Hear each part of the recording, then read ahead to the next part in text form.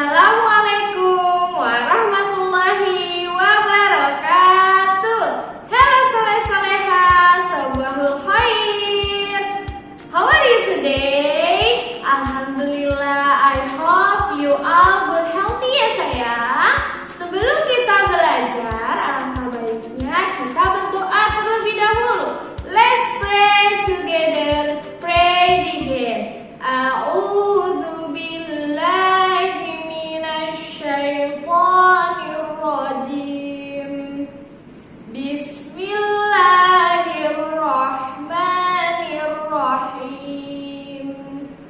Raditu billahi rabba wa bil islami dina wa bi Muhammadin nabiyya wa rasula.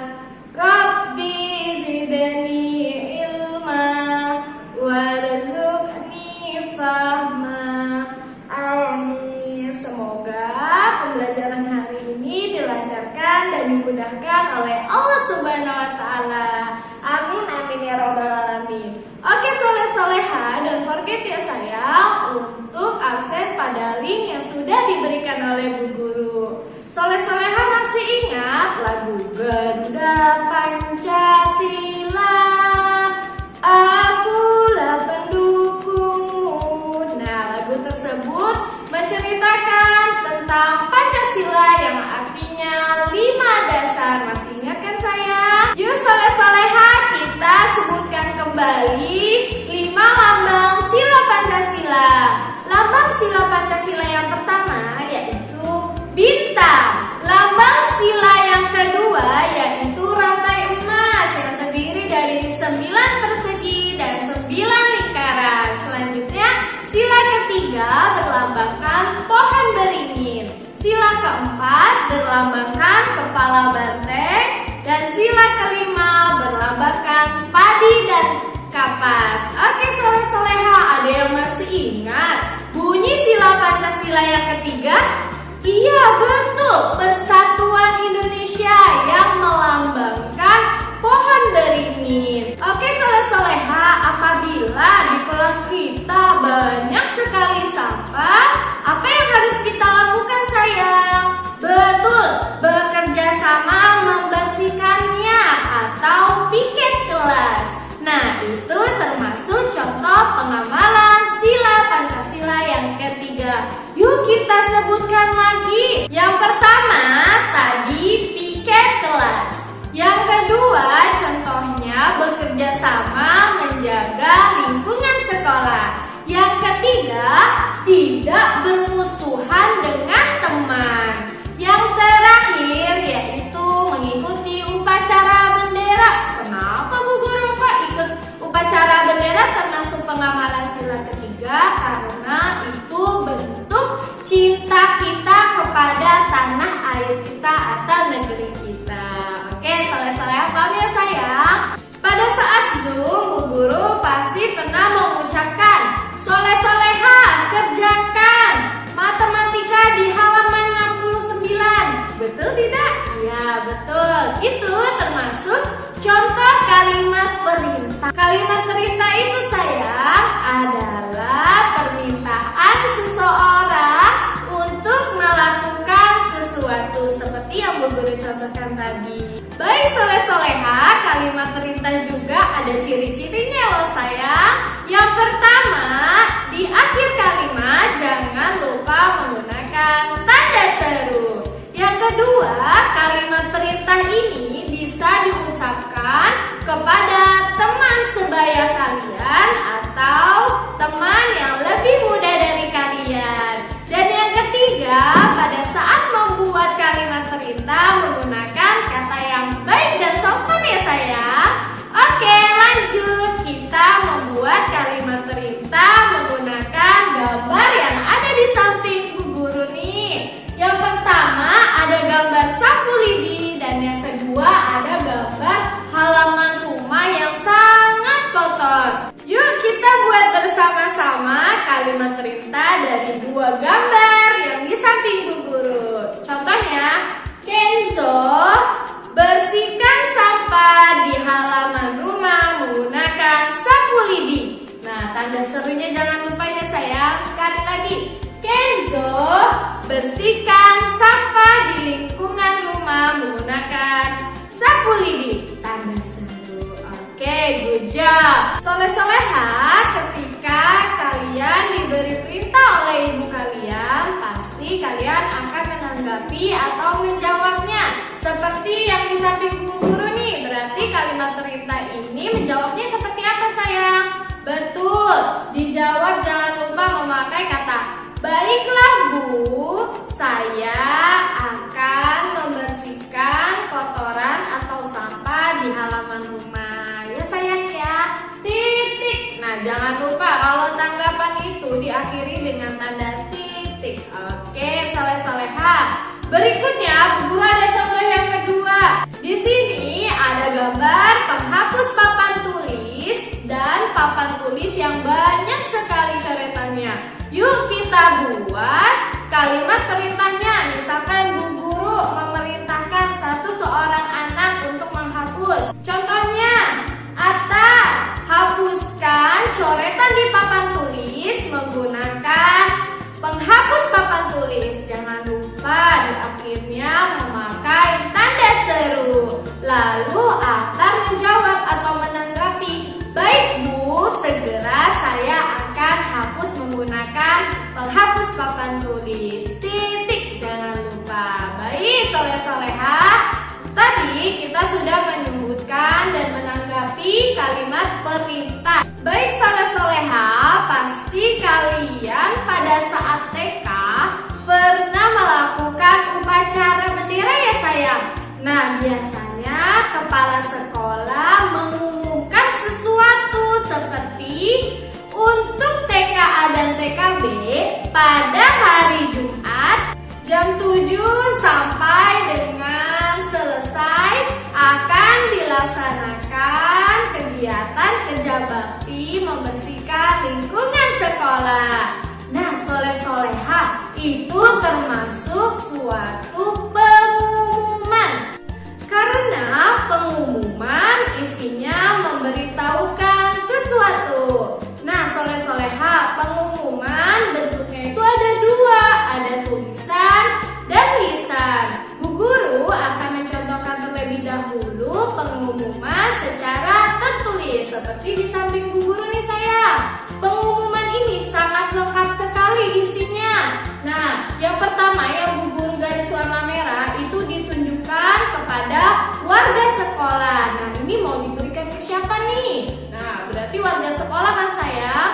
Lalu ada pemberitahuan tentang tanggal pelaksanaannya, hari pelaksanaannya, dan waktu pelaksanaannya. Langsung dilanjut dengan tujuan dari surat ini dibuat, yaitu menyambut wali kota, bekerjasama untuk menyambut wali kota. Baik, paham ya soleh-soleha ya? Soleh-soleha, pasti kalian di rumah pernah mendengarkan bapak-bapak mengumumkan di masjid atau di musola. Biasanya mengumumkan seperti, nah ini termasuk contoh pengumuman lisan ya sayang. Kepada warga RT 5 RW 29 diharapkan datang ke masjid pada hari Minggu pukul 7 sampai dengan selesai untuk melaksanakan kerja bakti membersihkan lingkungan masjid karena akan diadakan sholat Id. Baik, soleh-soleha, coba siapa nih sayang yang sudah pernah berkunjung ke perpustakaan? Masya Allah. Biasanya di perpustakaan terdapat apa ya sayang? Ada bola dunia, lalu ada lemari yang berisikan buku-buku cerita, buku-buku pelajaran, dan ada juga di perpustakaan tulisan yang bergambarkan seperti ini sayang. Nah, ini namanya poster. Nah, poster ini termasuk kalimat peringatan. Kalimat peringatan itu adalah kalimat yang melarang sesuatu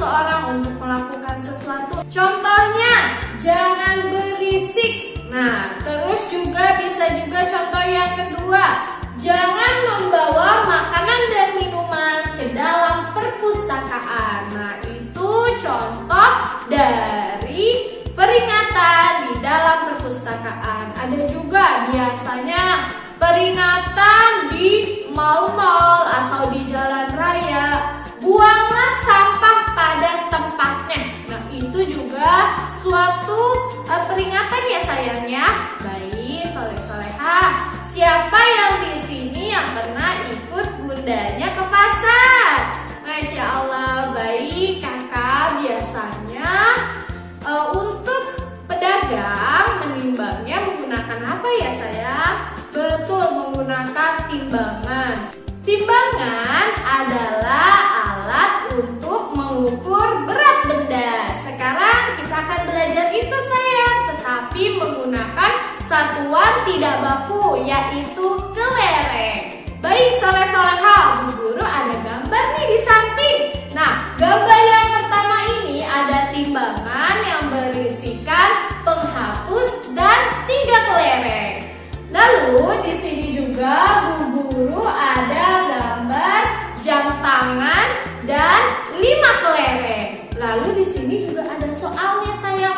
Tapi kakak, kita amati terlebih dahulu gambarnya. Jangan melihat pertanyaan terlebih dahulu. Ya sayang ya. Baik, yang pertama nih. Tadi yang pertama itu penghapus dan 3 kelereng. Berarti kalimatnya seperti ini.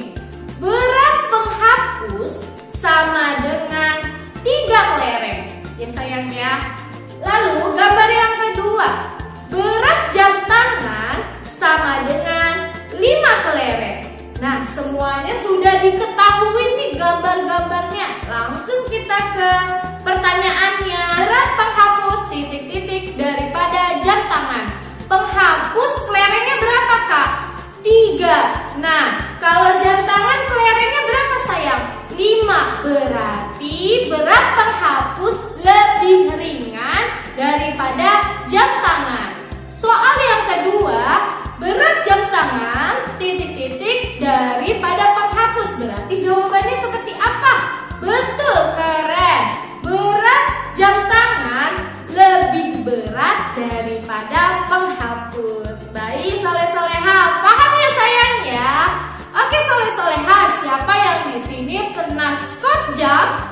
Ya, squat jump itu adalah gerakan melompat di tempat. Nah sayang, caranya itu sikap awal untuk melakukan squat jump, kedua tangan kalian diletakkan di belakang kepala dan kedua kaki kalian ditekuk ke depan. Selanjutnya kalian melakukan sikap mendorong tubuh, yaitu dari bawah ke atas seperti gambar yang di samping Bu Guru ya sayang. Selanjutnya sikap melayang. Nah, sikap melayangnya seperti gambar yang di samping Bu Guru. Dan yang terakhir sikap mendarat. Nah, sikap mendarat ini tubuh kalian sedikit dibungkukkan ya sayang ya, seperti gambar yang di samping Bu Guru agar tidak terjatuh. Baik soleh-solehah, kemarin kita sudah pernah membuat play-doh atau plastisin.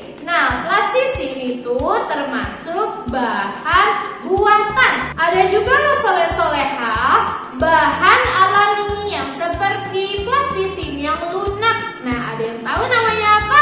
Betul, tanah liat. Kalian bisa menggunakan tanah liat untuk membuat pot tanaman, lalu patung atau celengan.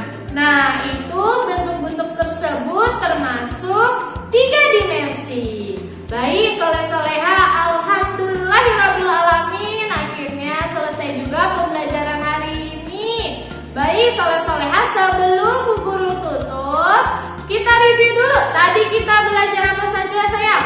Betul, belajar sila ketiga tentang lambangnya, bunyi, dan pengamalannya.